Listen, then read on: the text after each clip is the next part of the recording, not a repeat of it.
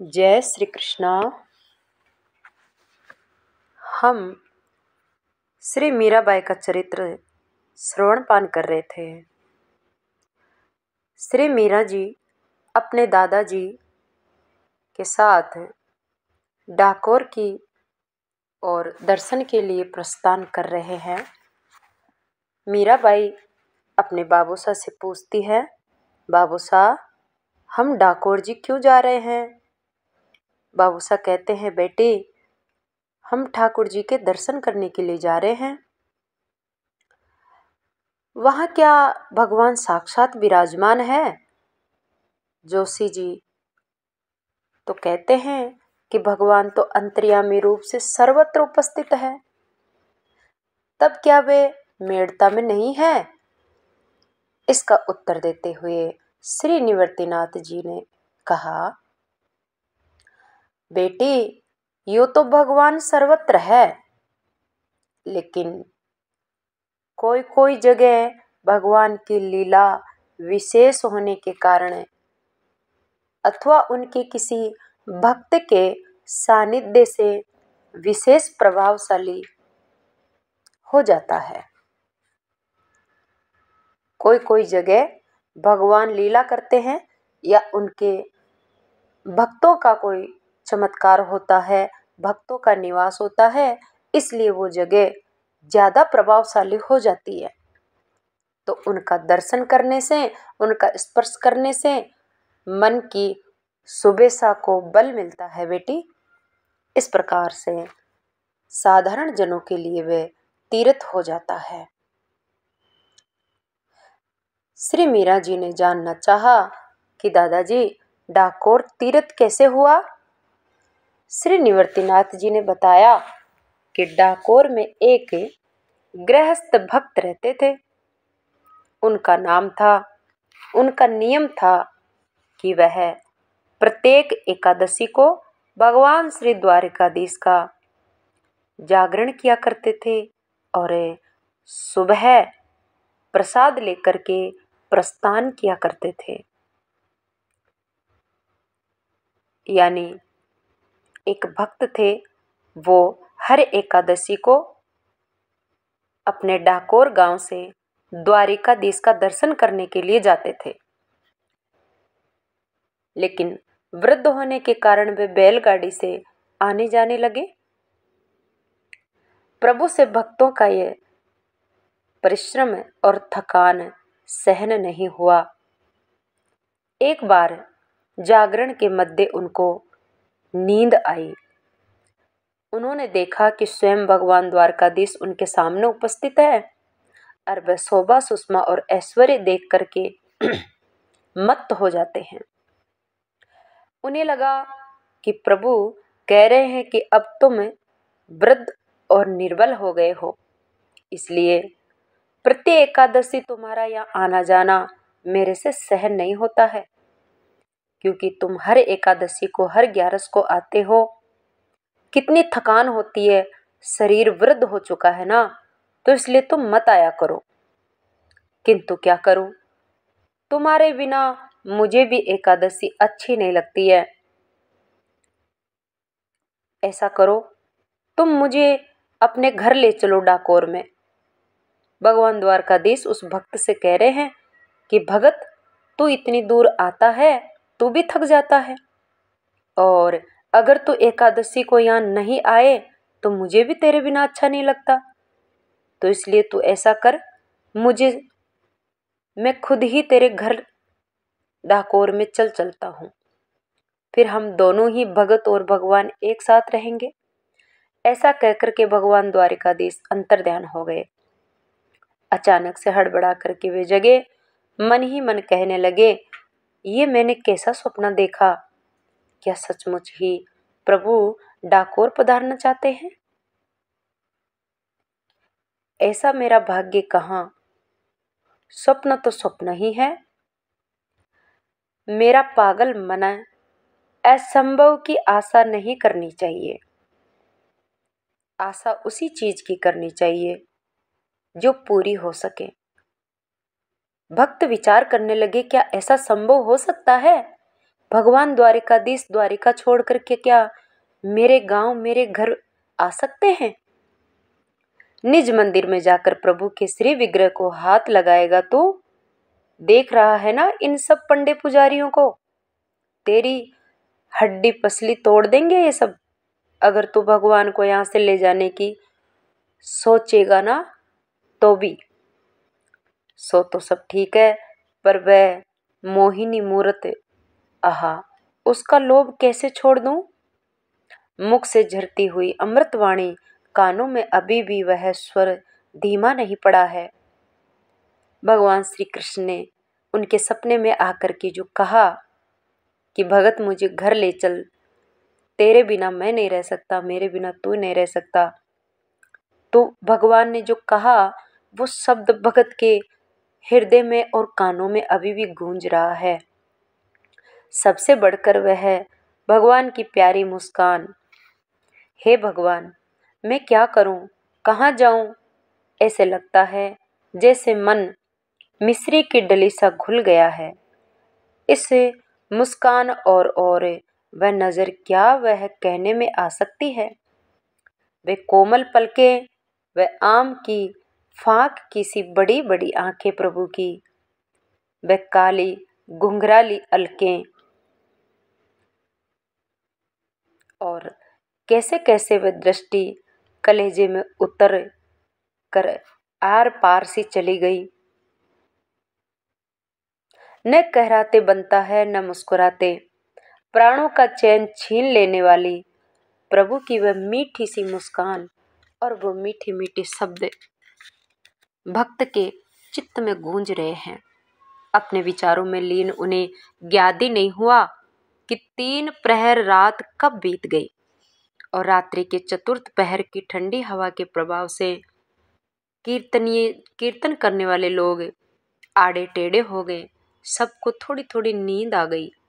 उन्होंने स्वयं से कहा, यही सुंदर अवसर है। वह भगवान द्वारिकाधीश का पट खोले और अंदर गए और झट से उठे। तुझे डर किसका है? तू तो प्रभु की आज्ञा का पालन कर रहा है ना। भगवान ने तो तुझे आदेश दिया है। तो क्या करेंगे लोग? मारेंगे पीटेंगे, यही तो। एक बार प्रभु को बाहों में भरकर छाती से लगाकर छाती ठंडी कर लेता हूँ। एक बार, केवल एक बार मुझे साहस कर लेने दे मेरे कायर मन।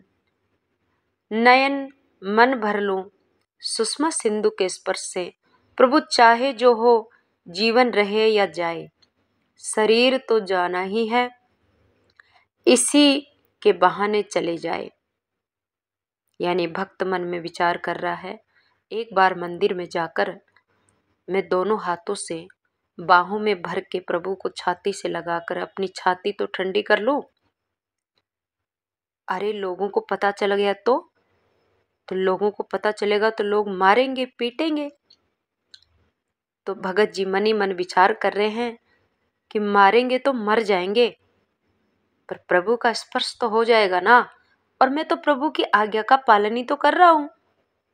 प्रभु पधारना चाहते हैं इसी दिन सेवक के घर, यही तो मुख्य है, यही तो मुख्य है। उन्हीं की इच्छा आदेश पूर्ण करने जा रहा हूं मैं। तो फिर क्या होगा ये मैं क्यों सोचूं? ये तो जिसने आदेश दिया है वह जाने। तो उन्हें ज्ञात ही नहीं हुआ कि कब वह उठकर मंदिर में गए और कब श्री विग्रह को बाहों में भरकर उठा लिए। यानी भगत जी मंदिर में गए, ठाकुर जी को दोनों हाथों से बाहों में भरकर उठा लिए हैं, लेकिन भाव में डूबे हैं। उनको खुद को होश नहीं है कि वो भगवान को उठा चुके हैं। आनंद के आंसू बह रहे हैं, हृदय में भाव हिलोरे ले रहा है और जग को सोता हुआ देखकर, प्रभु को हृदय से लगा देखकर उनका शरीर रोमांचित हो गया है और लटपटी उनकी चाल। इतने पर भी उन्होंने दोनों हाथों से भगवान श्री कृष्ण द्वारिकाधीश के श्री विग्रह को छाती से दबा रखा था। अनुमान से चलकर गाड़ी में अपनी फटी हुई गुदड़ी पर प्रभु को सुला देते हैं। ऊपर से आधी गुदड़ी गाड़ी में बिछा देते हैं, आधी फटी हुई गुदड़ी से प्रभु को ढक देते हैं और बैलों के जूड़े पर बैठ कर के गाड़ी स्टार्ट कर देते हैं। नाथ में बंदी रस्सी का संकेत पाते ही उमंग में भरे हुए बैल घर की ओर दौड़ चलते हैं। भक्त प्रवर बार बार पीछे सिर घुमा घुमा कर देखते हैं कि कहीं प्रभु उघाड़े तो नहीं हो गए हैं। भगत जी जूड़ा पर बैठ करके गाड़ी चला रहे हैं और प्रभु को गोदड़ी में लपेट कर पीछे गाड़ी में सुला रखा है। गाड़ी जोर जोर से तेजी से चल रही है। भगत जी बार बार जूड़ा पर बैठे हुए पीछे मुड़ मुड़ करके देख रहे हैं कि कहीं प्रभु गाड़ी से जो गोदड़ी से ढके हैं कहीं उगड़ तो नहीं गए हैं। बैलों के दौड़ने से इधर उधर खिसक कर कहीं चोट तो नहीं लग गई है प्रभु को। बार बार गाड़ी रोकते हैं और आकर के गोदड़ी को हटा करके बार बार अपने प्रेम भरे हाथों से, प्रेम भरी दृष्टि से भगवान द्वारिकाधीश के श्री विग्रह को संभालते हैं, फिर गोदड़ी उड़ा देते हैं, फिर जूड़े पर बैठकर गाड़ी हाँकना शुरू कर देते हैं। भाव में डूबे हुए हैं। संत श्री निवर्तिनाथ मानो सीधे भगवान से बोल पड़े हो। ये कथा संत निवर्तिनाथ श्री मीराबाई को सुना रहे हैं। मीराबाई ने पूछा था ना कि डाकोर भगवान कौन है, यहाँ कैसे आए। तो मीराबाई के प्रश्न के उत्तर में संत महाराज ये कथा सुना रहे हैं। कहो तो रणछोड़ राय, स्मरण आती है देवी बेदरबी के महल की वह दुग्ध फेन उज्जवल सुकोमल सैया, अथवा क्षीर सागर और बैकुंठ की सैया। नहीं, भक्त हृदय भाव सैया पर आसीन हो तुम्हें संपूर्ण सृष्टि विस्मृत हो जाती है। अन्यथा तुम्हें द्वारिका का ऐश्वर्य पूर्ण मंदिर छोड़कर गरीब भगत के घर में जाने की भला क्या आवश्यकता पड़ी। भक्त भगवान से कह रहे हैं भाव में भर के, प्रभु क्या आनंद से आज एक लकड़ी की गाड़ी पर एक फटी हुई गूदड़ी बिछा के उसी फटी हुई गूदड़ी का एक पल्ला ओढ़कर आप सो रहे हो। कैसा लग रहा है बैकुंठनाथ को, कैसे लग रहा है द्वारिकाधीश को। योगी निवर्तिनाथ जी सचेत होकर कहने लगे, उधर द्वारिका में पुजारियों ने ठाकुर जी के मंदिर में प्रवेश किया और बदहवास से उल्टे पांव बाहर दौड़ते हुए आए, क्योंकि मंदिर में ठाकुर जी का श्री विग्रह नहीं है। पंडित सब घबरा जाते हैं, दौड़कर बाहर आते हैं। क्षण भर में चारों ओर ये बात फैल जाती है कि मंदिर में भगवान द्वारिकाधीश का श्री विग्रह नहीं है, मंदिर में भगवान द्वारकाधीश का श्री विग्रह नहीं है। कोई रोने और कोई हाय हाय करने लगे, कोई घबरा कर भगवान के मंत्र का जप करने लगे, दूसरे सब भगवान को इधर उधर खोज करने लगे। इधर उधर खोजते हुए सब खोज रहे हैं इधर उधर, किंतु मंदिर के बाहर पड़े हुए लोगों में भगवान डाकोर नाथ के विग्रहस्थ भक्त और उनकी गाड़ी नहीं है। पंडितों ने, पुजारियों ने जब ठाकुर जी के विग्रह को चारों तरफ खोजना प्रारंभ किया तो वो विचार करने लगे कि अरे, शाम को इस मंदिर में जो कीर्तन कर रहे थे वो सभी लोग यहाँ पर उपस्थित है, लेकिन वो बूढ़ा व्यक्ति और उसकी गाड़ी यहाँ पर नहीं है। रात के रात ही वो गाड़ी लेकर कहाँ चले गए। यूं तो चारों दिशाओं में घोड़ा दौड़ाने लगे। चारों दिशाओं में द्वारकाधीश के श्री विग्रह को खोजने के लिए घोड़े दौड़ने लगे हैं। फिर भी एक टुकड़ी को विशेषकर डाकोर के पथ पर तीव्र गति से जाने की आज्ञा मिल जाती है। एक टुकड़ी घोड़ों की, सिपाहियों की, सेना की डाकोर के रास्ते पर दौड़ाई। उन भक्त प्रवर ने पीछे से धूल का बवंडर सा आता हुआ देखा। वे समझ गए कि उन्हीं को पकड़ने के लिए घोड़े आ रहे हैं।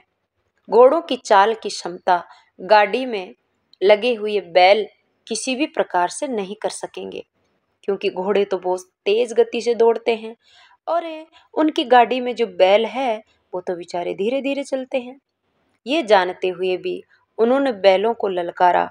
स्वामी के स्वर्ग का मर्म समझ के वे मूक प्राणी प्राण प्रण से भाग चले।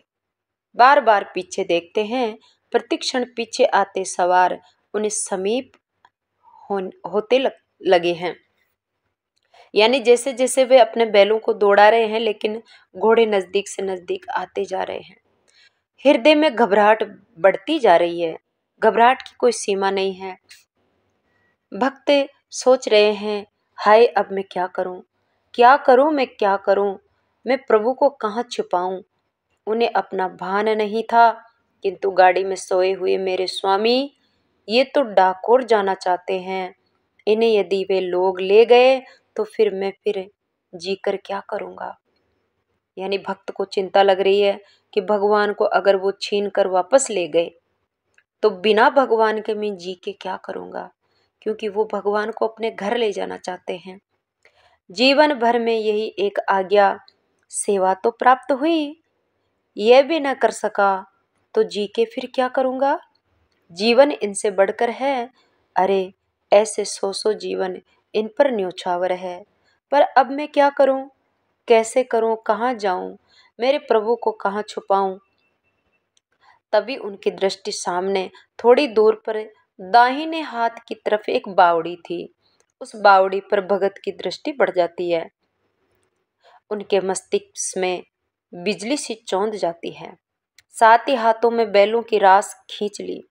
उनके खड़े होते न होते वे कूद पड़ते हैं। गाड़ी से दौड़कर पीछे की ओर गए, प्रभु को गोदी में उठाया और प्राणों का दम लगा करके भगवान श्री हरि द्वारिकाधीश के श्री विग्रह को बावड़ी में ले जा करके रख देते हैं। जल्दी से सीढ़ियां उतरकर जल के समीप एक ताक में प्रभु को बिठाकर ऊपर से उस फटी हुई गूदड़ी से ढक देते हैं। बावड़ी के अंदर ले जा करके छुपा दिया और गूदड़ी से ओढ़ा करके ढक दिए। वापस आकर गाड़ी पर बैठ गए। बैलों को धीरे धीरे आगे बढ़ने का संकेत किया। अरे ओ गाड़ी वाले, ठहर जरा ठहर, भगवान को चुरा कर ले जा रहा है। पीछे से घोड़े दौड़ते हुए आए हैं। घोड़ों वाले आवाज लगा रहे हैं और कह रहे हैं कि गाड़ी वाले रुक जा रुक जा रुक जा, अरे तू भगवान को चुरा के लाया है, अरे चोट्टा तू चोर है कहीं का। घोड़े पर सवार लोगों समीप आकर के भगत को बहुत डांटने लगते हैं, अपमान करने लगते हैं। सो चोरी वाले बाबूजी, हूं तो गरीब आदमी हूं, आप जो करना चाहते हैं वो करिए। घोड़े पर सवार लोगों में से उनका पानी का घड़ा, लोटा, डोरी सब एक एक करके नीचे फेंक देते हैं गाड़ी से। और गूदड़ी जो बिछाई हुई थी गाड़ी में उसे भी उठाते ही पीताम्बर की जरी सूर्य की धूम से झिलमिलाती हुई दिखाई पड़ती है। ठाकुर जी की पीताम्बरी रह गई थी गाड़ी में। अरे चोट्टे कहता है कि गाड़ी में कुछ भी नहीं है, तो ये भगवान का दुपट्टा गाड़ी में कहां से आया, बताओ तो जरा। ये क्या तेरे बाप का है, बता भगवान का विग्रह कहाँ है। अब क्या उत्तर देते, उत्तर उनसे कुछ बना नहीं। और वह वृद्ध गृहस्थ भक्तों को मारते मारते मारते, जो घोड़ों पर सवार होके आए थे पंडित पुजारी, वो सभी उस भक्त को मारते मारते इतना मारा कि खून खून हो गया। किंतु उनके मुंह से बात की कौन कहे। एक शब्द भी नहीं निकला कि मैंने भगवान को कहाँ छुपा रखा है। और ना ही वह रोए, ना चिल्लाए, ना दुखी हुए।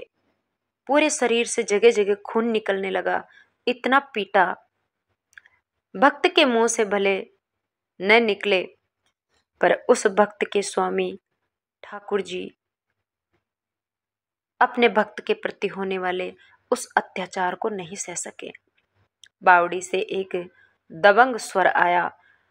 ठाकुर जी बावड़ी से जोर की आवाज में बोलने लगे, अरे मूर्खों, मैं अपने भक्त के साथ अपनी इच्छा से आया हूं यहाँ पे।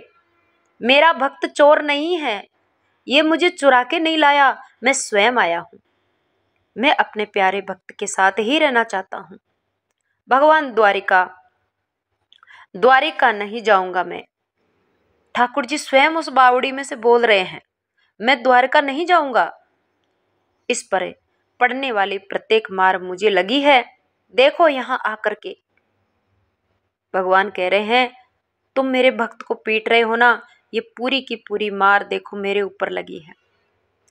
और बावड़ी में से ऐसी जोर की गंभीर आवाज जब लोगों ने सुनी तो वहां जाकर के देखा तो पूरी बावड़ी का जल खून से लाल हो गया था, क्योंकि भगत की पूरी चोट भगवान ने अपने शरीर पर झेली। ऐसे दयालु करुणामय है भगवान द्वारकाधीश। बोल द्वारकाधीश की। यदि कुशल चाहते हो तो लौट जाओ यहाँ से चुपचाप। 6 महीने के बाद श्री वर्दनी बावड़ी से मेरा दूसरा विग्रह मिलेगा। ठाकुर जी ने कह दिया कि चले जाओ यहाँ से। यहाँ से इतनी इतनी दूर पर एक बावड़ी है, उस बावड़ी में मेरी दूसरी मूर्ति पड़ी है। उस मूर्ति को तुम निकालो और उसको मंदिर में बिठाकर पूजा करो, उस मंदिर में स्थापित कर लो। चकित हो सब बावड़ी की ओर दौड़े हैं। देखा है सचमुच में पानी लाल हो रहा है। भक्तराज से क्षमा मांग करके वे सभी लौट जाते हैं।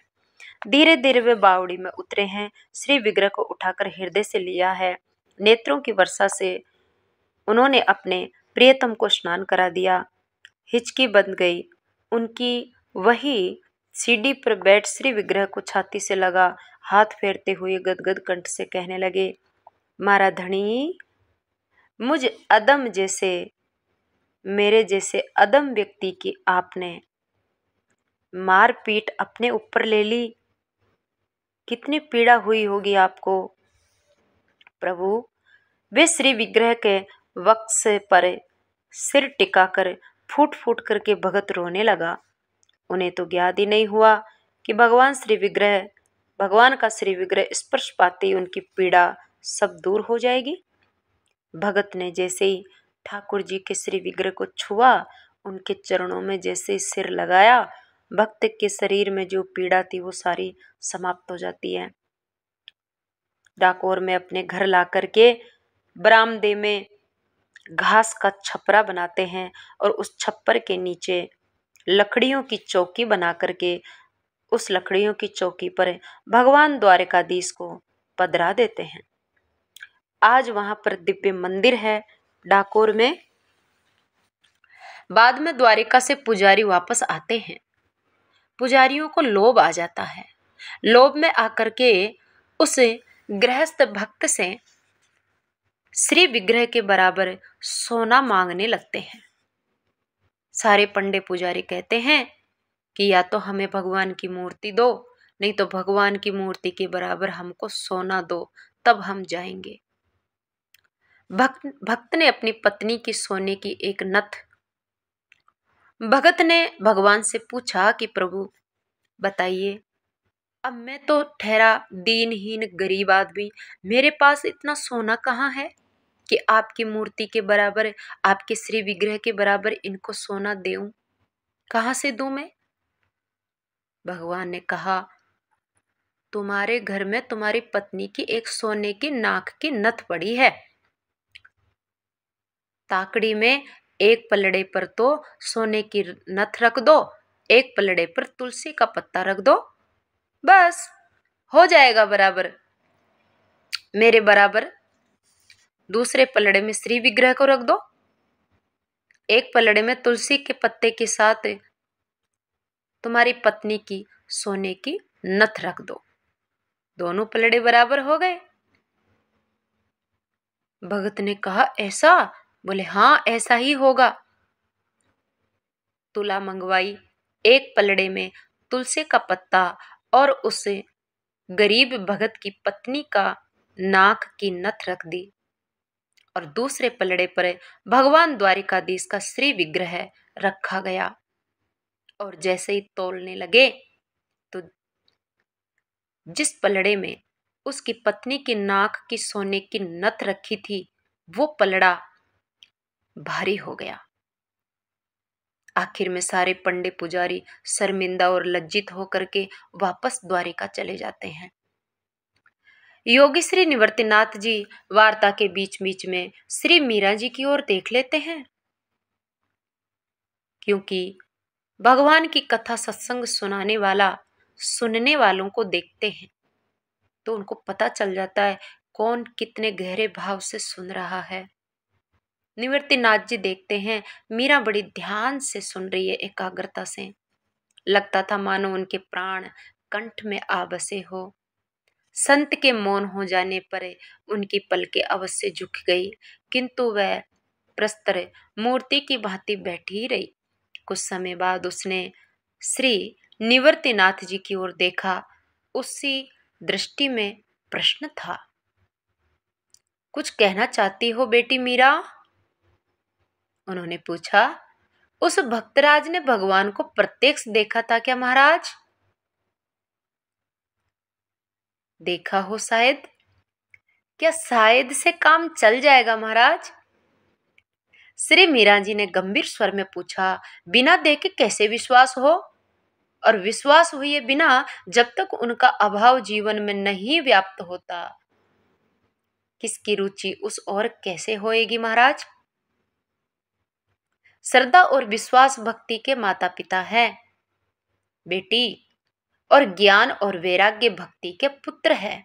बिना विश्वास के उनका जन्म ही नहीं होगा। मैंने भी तो सुना है महाराज कि भक्ति प्रियो माधव है, केवल ये सब सुन लेने मात्र से ही तो विश्वास नहीं हो जाता। विश्वास को ठोस धरातल चाहिए महाराज। यदि कहूं कि विश्वास होता नहीं बल्कि कराया जाता है, महाराज हमारे पास इन इंद्रियों को छोड़कर क्या है जिससे हम प्रभु को छू सके? हमारे जोशी जी तो कहते हैं कि वह इंद्रियातीत है, इंद्रियों से परे है। ऐसे में बताइए महाराज कैसे क्या हो? भगवान है ये कहने मात्र से कैसे काम चलेगा? फिर जो ऐसा कहते हैं उन्हें स्वयं भी तो नहीं देखा होगा, नहीं अनुभव किया, तो उनकी बात कितनी विश्वसनीय कही जा सकती है गुरुजी? गणित पढ़ती हो बेटी? हाँ महाराज, जोशी जी मुझे गणित भी पढ़ाते हैं। केवल ब्याज ही ज्ञात हो और मूलधन कितना है ये अगर पता ना हो तो कैसे मालूम किया जा सकता है? मूलधन मान लिया जाता है। महाराज प्रश्न हल करने पर असली मूलधन निकल आता है। यही तुम्हारे प्रश्न का उत्तर है बेटी। संतोष नहीं हुआ भगवान, तुम्हारी ये देह जड़ है कि चेतन? लगती तो चेतन है किंतु है जड़। मैंने एक मरे हुए सांप को देखा था, ज्यों का त्यों होने पर भी वह न हिल रहा था, न डुल रहा था और न ही वह जीभ निकाल रहा था। लगता था चेतना देने वाला तत्व इसमें से निकल गया है। ये 4 साल की मीरा कह रही है संत निवृत्तिनाथ से। वह जो चेतन तत्व है वही ईश्वर है। वह निर्गुण सगुण है। निर्गुण रूप से वह विश्व में व्याप्त है, व्यापक है। सगुण रूप से वह भक्तों का आनंद वर्धन करता है।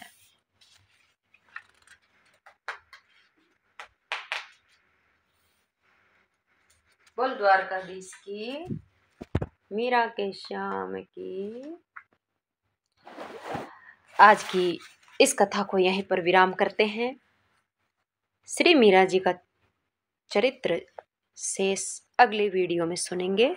राधे राधे, हरि बोल।